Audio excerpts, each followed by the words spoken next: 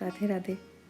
प्रीति सहित सब भेटे, रघुपति करुणा पुंज, पूछी कुशल नाथ अब, कुशल देखी पदकंज।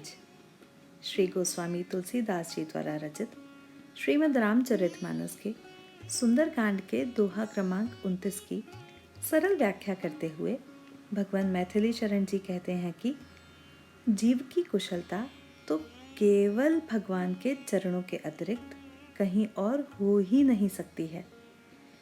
भगवान इतने करुणामय हैं कि सभी वानरों से पहले सबकी कुशलता पूछी। बस वानरों के पास तो एक ही उपलब्धि थी जो उन्होंने प्रभु से कह सुनाई कि प्रभु आपकी कृपा है तो ही हम कुशल से हैं।